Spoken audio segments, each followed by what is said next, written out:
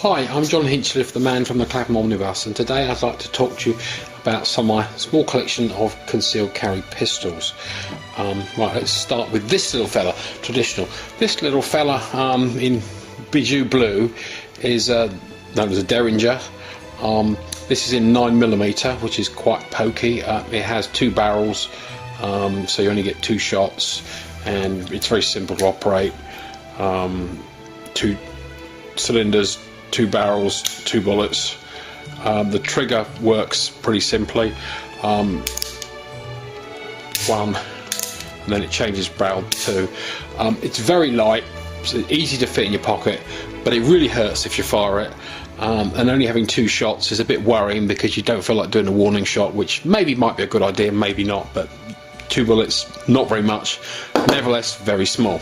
Okay, that's that baby. Now this is what I use quite regularly. This is what I carry very regularly. I never expect to use it. I have fire extinguishers in the house. I don't expect to have to put out a fire, but I think it's sensible to have them anyway. This is a 380 Bodyguard. This is a little pocket thing it goes in, which helps you put it in your pocket. It's very basic. 380 is also known as 9mm Kurtz or 9mm short. It's the same caliber as this, same diameter as this, but it's a shorter case, so the bullet is a lower velocity. Incredibly light. I mean, fits in your hand, weighs less than a pound. It's a straight magazine, holds I think it's 7 rounds. You can put one in the chamber and load up. Now what I usually carry is a selection of hollow points. That's a hollow point. And I sometimes use the standard full metal jacket. I always train with the full metal jacket because it's cheaper, but they think the hollow points are more effective because when you shoot a soft object, they mushroom out and they don't shoot through, which is very useful if you happen to be in a building that it's less likely to go through a wall. It also is more likely to stop an assailant. If you hit him, first of all, it won't pass through, all the energy will go into him. Now that's the standard M&P 380 Bodyguard semi-auto, and that's just for a pocket. Now this is worn as a bum bag on a waist, holds your phone and your money, and got a little surprise in it. Oh look, it's another Bodyguard. Now this one has the laser, so you can put the laser, helps you with aiming. Also very good for intimidating people, so I imagine if trouble occurs and you have to draw it and you turn the laser on, particularly at night, people will be wary. Hopefully trouble will just go away and you won't ever have to use it, because that could be really bad. This is traditional revolver. It's lightweight. It's a 38 caliber revolver. It's made out of an alloy, so it's not as heavy as a steel one. Holds 5 shots of 38, which is much more powerful than the 380, but only 5 shots. Nevertheless, very reliable and very simple. Go in a little clip by your ankle, or you can again carry it in a pocket or some kind of purse. Now we're getting to slightly bigger firearms now. Now this is a pretty famous gun. This is the Walther PPK, James Bond, etc. Dates back to World War II. It's in 380 ACP or the 9mm Kurtz again. It's very similar to the Bodyguard in effect, but it's a lot heavier. Has a different safety mechanism. Now I didn't tell you, the Bodyguard is what's known as double action only, which means every time you pull the trigger, the hammer is pulled back and then falls forward, so that the trigger pull is very hard. Now this is a good thing because it means you won't fire it by accident. Another good thing is you don't really have to put any safeties on it, though it does have a little safety. You can flick that up. You can carry it with the chambered round, as I was doing, look, see? But because it's such a strong and long trigger pull, that's still reasonably safe. You wouldn't want to carry this with a hammer back, and you certainly wouldn't want to carry this with a hammer back. In fact, this is, I don't recommend this to anybody. Not very reliable. Not 100% safe. If you drop it on the hammer, you could, you hurt yourself a little bit. Anyway, Walther PPK got a safety here, which, in a stress situation you may forget, you may end up pulling the trigger and nothing will happen. It wasn't very good. But it's a very, very easy gun to shoot. This fella, being so light, tends to hurt a little bit and tends to make you flinch. This thing is much heavier, so it stays on aim better. They only hold the same number of bullets, and although the size is similar, this is considerably heavier because it's all steel and this is polymer.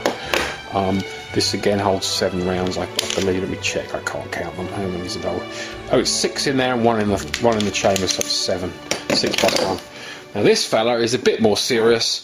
This is a Walther PPK clone made by a company, I think it's Brazilian, no, it's Argentinian, called Beretta. Now this is a little bit heavier than this fella, but not an awful lot, because it uses aluminium, I think it's aluminium alloy down here. The slide's all steel. Basically it's the same mechanism, but the really good thing about this bad boy, it's got a double stack magazine, so it actually holds 15 rounds, and I think 15 rounds, if you need more than 15 rounds, you're in trouble. But I think the confidence of having 15 rounds, it's a nice piece. Again, it's only a 380, so it's a bit less pokey than the 9mm. Anyway, that's my collection of 380. Oh, one other thing I've got to, this is my daily carry. This little fella, believe it or not, is a 5-shot 2.2 Rimfire, 2.2 long rifle Rimfire revolver. It's single action, which means you have to pull the hammer every time you fire it. Now I only ever carry it with 4 in the cylinder, because that means that there isn't one under the hammer, so if I bash the hell out of that, it's not going to go off, so there's no bullet lined up. But if I do have to draw it, pull the hammer back and you've got 4 bullets, which is quite comforting. And the really neat thing about it is, press this little button here, the whole thing folds and you can clip it in your trouser pocket, and you forget you're carrying it, which I have done on occasion, which isn't really very nice. But all of the others you're aware, because it's there, it's, you know, heavy-ish, it's bulky, but this fella is so light. Got one other one, hold on while I go and get it. Okay, this bad boy, probably in some ways the best gun, other ways the worst. This is my Sky, pronounced SCCY. It's a fairly lightweight gun. It's a bit heavier than that guy, but not a lot. An awful lot lighter than the PPK. It's lighter than this. It's a 9mm, which packs more of a punch, and it has a 10-round double stack magazine. So it's a pretty good piece. It's also remarkably cheap. It's only around $350 or something. Again, put it in the little pocket thing, slide it in your pocket, and it can live there. And you know, if you feel trouble coming, you can just slip your hand in there, and he's ready for you. Yeah, pretty mean piece. You can also put lasers and lights and stuff on it. A very inexpensive polymer gun. Pretty well ideal for concealed carry as far as I'm concerned. Yeah, 10 rounds 9mm, I mean, who can argue with that? One disadvantage is it hurts like hell when you fire it, but in a stressful situation you won't be too concerned. Again, this is double action only, similar to this guy, whereas this guy, you can pull the hammer back and fire it single action, which obviously makes it a more accurate gun. But again, we're not talking about target shooting, we're talking about shooting kind of people at short distance, so your accuracy is not that important. There we are. Another thing I failed to mention, this fella, the M&P, 6 in the clip, 1 in the magazine. You can carry a spare magazine. I believe this one holds 12. Have it in another pocket just in case you think there might be trouble. And if you really think there might be trouble, there's this stupid thing here which I think holds 20 rounds. Again, this will go in here, I'll show you.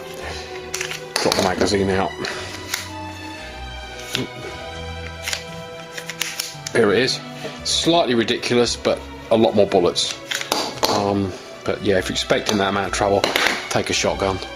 There we are. Anyway, thus ends the lecture.